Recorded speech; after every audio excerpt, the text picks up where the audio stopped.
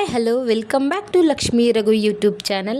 ಇವತ್ತಿನ ಬ್ಲಾಗಲ್ಲಿ ಚಕ್ಲಿ ಮಾಡೋದು ಹೇಗೆ ಅಂತಂದೇಳಿ ತಿಳಿಸ್ಕೊಡ್ತಾ ಇದ್ದೀನಿ. ತುಂಬಾ ಸುಲಭ ಹಾಗೆ ತುಂಬಾ ರುಚಿಕರವಾಗಿರುವಂತಹ ಚಕ್ಲಿ.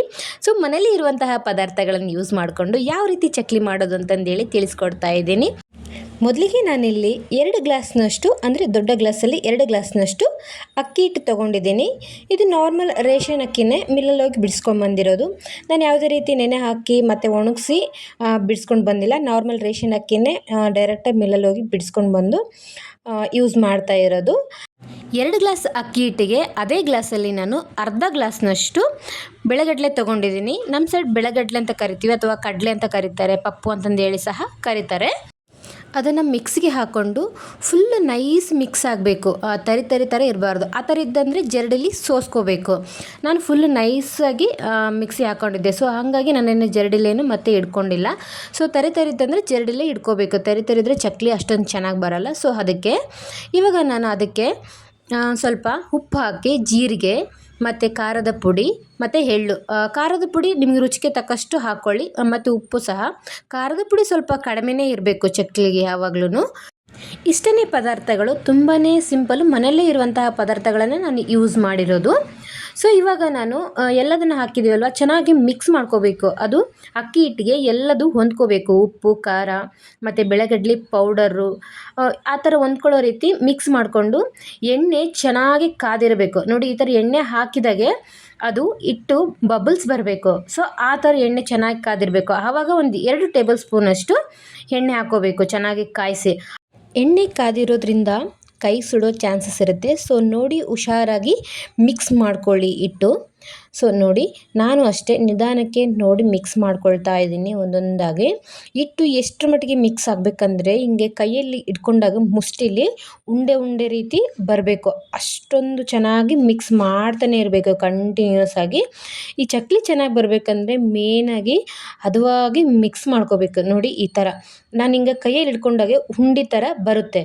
ಸೊ ಅಲ್ಲಿವರೆಗೂ ನಾನು ಚೆನ್ನಾಗಿ ಮಿಕ್ಸ್ ಮಾಡ್ಕೊಂಡಿದ್ದೀನಿ. ಆಲ್ರೆಡಿ ಕೈಯಲ್ಲಿ ಸಾಫ್ಟ್ ಆಗುತ್ತೆ ಹಿಟ್ಟು ಕೂಡ. ಸೊ ಅಲ್ಲಿವರೆಗೂ ಮಿಕ್ಸ್ ಮಾಡಿಕೊಂಡು ನಂತರ ನಾನು ಉಗುರು ಬೆಚ್ಚಗಿರೋ ನೀರನ್ನ ಹಾಕೊಳ್ತಾ ಇದ್ದೀನಿ. ಜಾಸ್ತಿನೇ ಬಿಸಿ ಇರಬಾರ್ದು, ಜಸ್ಟ್ ಉಗುರು ಬೆಚ್ಚಗೆ, ಜಸ್ಟ್ ಹಿಂಗೆ ಮುಟ್ಟು ನೋಡಿದ್ರೆ ಬಿಸಿ ಇರಬೇಕು ಅಷ್ಟೇ. ಆ ಥರ ನೀರನ್ನ ಕಾಯಿಸ್ಕೊಂಡು ಇವಾಗ ಸ್ವಲ್ಪ ಸ್ವಲ್ಪನೇ ಹಾಕ್ತಾ ಇದ್ದೀನಿ. ಒಂದೇ ಸರಿಗೆ ಹಾಕ್ಬಿಟ್ರೆ ಏನಾಗುತ್ತೆ, ನೀರು ಜಾಸ್ತಿ ನೀರು ಆಗೋ ಚಾನ್ಸಸ್ಸು ಇರುತ್ತೆ. ಸೊ ಹಾಗಾಗಿ ಸ್ವಲ್ಪ ಸ್ವಲ್ಪನೇ ಹಾಕ್ಕೊಂಡು ಹಿಟ್ಟಿಗೆ ಮಿಕ್ಸ್ ಮಾಡ್ಕೋಬೇಕು ನೀರನ್ನ. ಚಕ್ಲಿ ಮಾಡೋ ವಿಧಾನ ಇದೇ ರೀತಿಯೇ ಇರಬೇಕು. ಅವಸರವಾಗಿ ಮಾಡೋಕ್ಕೋದ್ರೆ ಚಕ್ಲಿ ಖಂಡಿತವಾಗ್ಲೂ ಬರಲ್ಲ. ಯಾಕಂದರೆ ಚಕ್ಲಿ ಒತ್ತೋ ಟೈಮಲ್ಲಿ ಕಟ್ಟಾಗೋ ಚಾನ್ಸಸ್ ಇರುತ್ತೆ. ಇಲ್ಲಾಂದರೆ ಎಣ್ಣೆಲಿ ಹಾಕಿದಾಗೆ ನಾವು ಹಾಕಿರೋಂತಹ ಖಾರ ಅಥವಾ ಎಳ್ಳು ಎಲ್ಲ ಎಣ್ಣೆಯಲ್ಲೇ ತೇಳ್ಕೊಂಡು ಹೋಗ್ಬಿಡ್ತವೆ. ಸೊ ಹಾಗಾಗಿ ತುಂಬಾ ಪೇಷನ್ಸಿಂದ ನಿಧಾನವಾಗಿ ಮಾಡ್ಕೋಬೇಕು. ನೋಡಿ, ನಾನು ನೀರು ಒಮ್ಮೆಲೇ ಹಾಕಿಲ್ಲ, ಸ್ವಲ್ಪನೇ ಹಾಕ್ಕೊಂಡು ನಾನು ಮಿಕ್ಸ್ ಮಾಡ್ಕೊಳ್ತಾ ಇದ್ದೀನಿ. ಅಂದರೆ ಹಿಟ್ಟಿಗೆ ಎಷ್ಟು ಬೇಕಾಗುತ್ತೆ ನೀರು ನೋಡ್ಕೋಬೇಕು. ನೋಡಿಕೊಂಡು ಹದವಾಗಿ ನಾದ್ಕೋಬೇಕು. ಒಮ್ಮೆಲೇ ನೀರು ಹಾಕಿದರೆ ಖಂಡಿತವಾಗ್ಲೂ ಚಕ್ಲಿ ಚೆನ್ನಾಗಿ ಬರೋದಿಲ್ಲ, ಕಟ್ಟಾಗುತ್ತೆ, ಅಥವಾ ನೀರಾಗಿ ಜಾಸ್ತಿ ಎಣ್ಣೆ ಸಹ ಕುಡಿತೆ. ಆವಾಗ ತುಂಬ ದಿನ ಇಟ್ಕೊಳ್ಳೋಕ್ಕೆ ಆಗೋದೇ ಇಲ್ಲ. 1 ದಿನ ಅಥವಾ 2 ದಿನ ಇಟ್ಟರೆ ಆಲ್ರೆಡಿ ತುಂಬ ಎಣ್ಣೆ ಬಿಟ್ಟು ಟೇಸ್ಟ್ ಕೂಡ ಬರೋಲ್ಲ, ಮತ್ತು ಬೂಸ್ ಬರುತ್ತೆ ಚಕ್ಲಿ ಸಹ. ಹಾಗಾಗಿ ನೀರನ್ನ ನಿಧಾನಕ್ಕೆ ನೋಡಿ ಹಾಕ್ಕೊಳ್ಳಿ. ಹಿಟ್ಟಿಗೆ ಎಷ್ಟು ಬೇಕು ನೀರು ಅಷ್ಟು ಮಾತ್ರ ಹಾಕ್ಕೊಂಡು ಚೆನ್ನಾಗಿ ಹದವಾಗಿ ಕಲಿಸ್ಕೋಬೇಕು ಹಿಟ್ಟನ್ನ.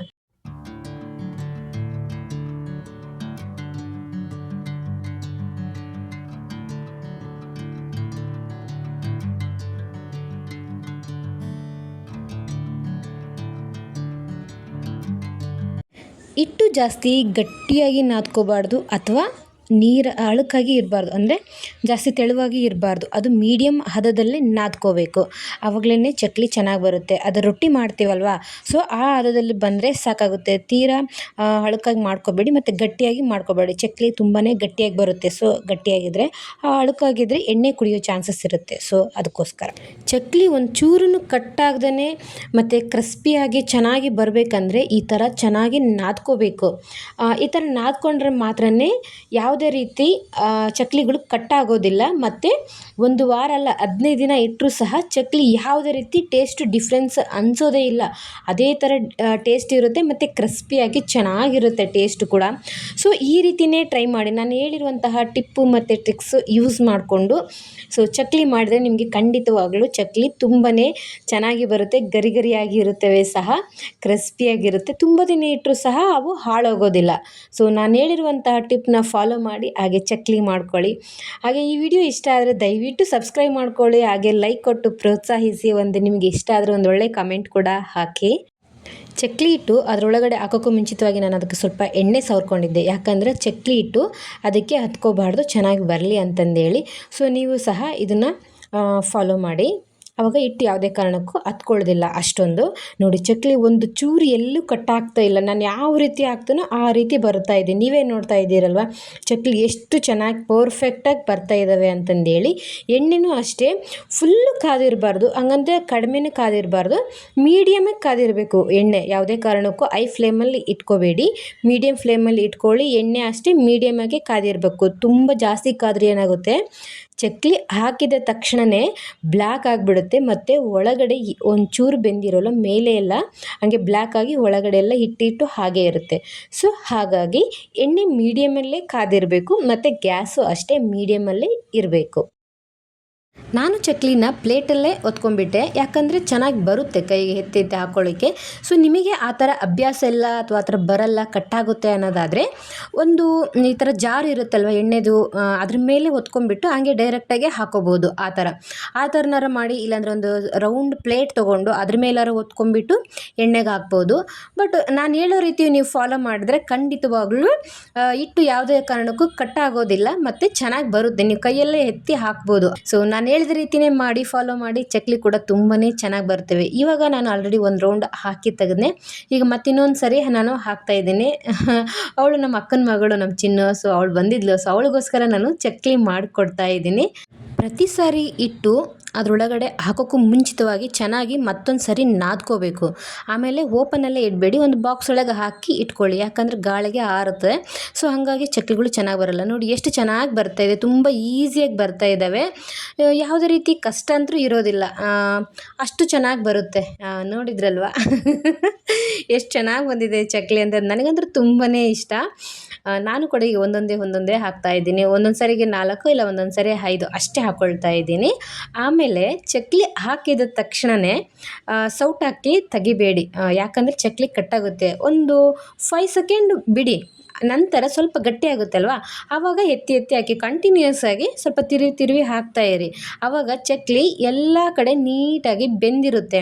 ಒಳಗಡೆ ಎಲ್ಲ ಚೆನ್ನಾಗಿ ಬೆಂದ್ರೇ ಮೇಲೆಲ್ಲ ಕ್ರಿಸ್ಪಿಯಾಗಿ ಚೆನ್ನಾಗಿ ಬರೋಕ್ಕೆ ಸಾಧ್ಯ.